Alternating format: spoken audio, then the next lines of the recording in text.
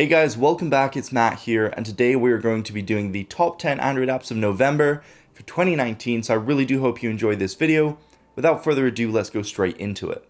Okay, so the first app on my list is called Threads. This is one made by Instagram, and it's a really nice, simple app. Kind of reminds me of Snapchat a bit, and I like how the camera button is actually the person you want to send it to, which is super nice.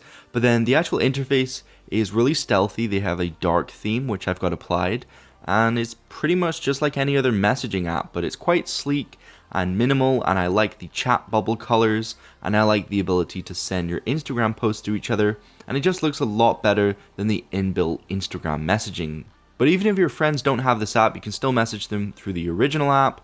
Something really nice on this app is the auto status mode, so it actually tells people what you're doing, which can be a bit creepy, but it also can be super cool if your friends are curious why you're not replying, and it can tell them that you're charging your phone or that you're asleep or you're studying, and then they'll be able to sort of think, oh, I'll leave him alone. So it can come in handy at times, but obviously you can go ahead and disable it if you don't like that. Regardless, definitely go check it out and try it for yourself. Up next is Groovepad. This one is basically like a mixing board, so it has a bunch of sounds and you can create your own sort of beat or song, and you can change the pitch, the frequency, and it has loads of different genres of mixing boards to pick from, so you can go ahead and pick the theme or genre that you like and record it, and you can create your own song, and it's just fun to play around with, so definitely go try it, check it out. I've definitely been annoying people by mixing some crazy songs. So the next one on the list is Cake Browser. This is a super sleek browser. It's got this nice home screen page which is customizable, and it's pretty much like every other browser apart from it's a little bit more minimal. And if you get your Google page up here and you want to go to the first website, you can simply swipe across. And you may be thinking to yourself, why is this a benefit? Well, you can actually go ahead and swipe through all of the web pages and swipe back and forth between multiple web pages at the same time. So this saves you from clicking on a link and then going back to Google and trying to find the other page and going back to that. So super handy just being able to swipe between them all. It makes it feel a little bit more together. You have all your standard browser features like privacy mode, multiple tabs, and obviously all of your history and things like that. So you obviously have bookmarks, and something I like about the homepage is you have this sort of theming option here, so you can change the picture, you can change the news articles that show, and you can choose to put on dark mode, and there's also a mode to actually darken white backgrounds on web pages. So if you want to mix up your browser a bit, definitely check this out. Up next is Deepstash. This is apparently an app that helps improve yourself. So when it opens, it asks you basically what things you'd like to learn about in the world, and basically you put them in, and it pops up with a bunch of news articles that are related to you, and it shows you some pretty interesting things, some interesting famous people and things that have been discovered by people who are similar to yourself, and it actually helps you learn a lot from reading their experiences, and it has various different topics that you can scroll through and select, and you can add those to sort of like a storyboard, which is on the bottom right. And in there you can go ahead and read all the things you're interested in order to improve yourself in learning or just getting things done, being more motivated. Now finally we have the official Remote Play app rather than porting it from the Sony phones via an APK. So this is the official version by Sony with updates that are reliable. And basically you just go ahead and turn Remote Play on your PlayStation and you can go ahead and use it from your phone. It's got some on-screen controls and you can't use a controller, so it kind of sucks in terms of playing first-person shooters and things. But it can be useful just to go ahead and play back some video on your PlayStation, or you can go ahead and actually watch someone play while you're walking around the house. But if you have fast enough connection and you want to play a racing game or something, then it might be pretty good.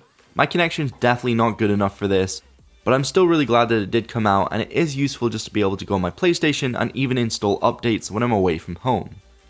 Now the next one is for all of you guys who have so much clutter on your phone. This one's SD Maid, and you may have heard of this before, but it's definitely improved a lot since I last tried it. It has this really nice mode called Corpse Finder, and it finds all of the parts of apps that you don't have anymore, all of those old cache files, and even just APK files of apps that you've already installed and don't need anymore. It will grab all of those and delete them all. So it definitely frees up a lot of space on your device. It's also got a system cleaner, so basically just scans your whole system for anything you don't need, any old file, and it will simply go ahead and delete it. And my favorite one, which is duplicates, because I hate having multiple photos which are the same or multiple files. It's just really annoying. So I definitely recommend this if you want to clear up some extra space. Up next is Google Recorder. This one was recently showed off at Google I/O. It's on the new Pixel 4, and someone's already got the APK and uploaded it, so you guys can actually go ahead and download it. Link will be down below. But it's really useful for transcribing audio if you want to record your lecture, and your lecture speaks clear because it's not perfect, but it does work pretty good up close. Once you've recorded, you can go ahead and play it back and it will live show you which word they're saying matching up with the recording. So even if it gets it wrong, you can still listen to it and work out what they're saying. I like the search function because if you're recording something really long, you can just specifically search for something you want to find out or you're interested in, and you can go ahead and read that back. And obviously, Google's brought dark mode to this, still not to Gmail on Android 9, but regardless, it's a good app. And then one up next, which isn't really relevant for me because I don't have a notch as such, I have this sort of double hole punch cutout, is this app called Notch Design. So basically, if you have like a teardrop notch or even a hole punch in the middle, you can go ahead and pick one of these filters, which goes on top and covers it up. And it actually does help customize your device a bit, just kind of mixes things up a bit. And if you're a bit bored of having that hole punch, you can make your phone a little bit more snazzy and put a pumpkin in front or an Iron Man face, and my personal favorite, which is the Batman logo. You have the ability to change your color, which I don't really know why you would because it's a hole punch, it's going to be black, but you also have the ability to change the height and width, so you can get it exactly over the hole punch. And obviously this month wouldn't be a top app series without the best wallpaper app, which is Wallify X. Definitely a super nice app. It's got some super crispy wallpapers. I've not been able to stop changing my wallpaper because of how many ones I like in this one. So really, really nice app. It's got super high quality dynamic wallpapers, really easy to apply. You still have some ads and things like that, but it's overall a really fluid app to use, and you're going to definitely find some nice wallpapers. These are my personal favorites that I found this week. But something just a nice little touch is that it has dark mode, because dark mode of all things is coming and everything is going black. So much appreciated, but if you want some nice wallpapers, go check it out. Now the last one on the list is Gradient Photo Editor. You might have seen people posting these pictures with themselves crossed with celebrities, and it takes your face and sort of gradients it over the top of a celebrity so it can kind of morph their face a bit similar to yours, and you can actually go ahead and compare. It does tend to pick ones that look more similar to you using AI, but it's just nice to be able to see this, and it's kind of funny as well if you want to make fun of your friends and post this in various social media pages. So if you're interested in something for a little bit of fun, then this is definitely good to check out. But anyway guys, that's pretty much it. Don't forget to subscribe, and peace out.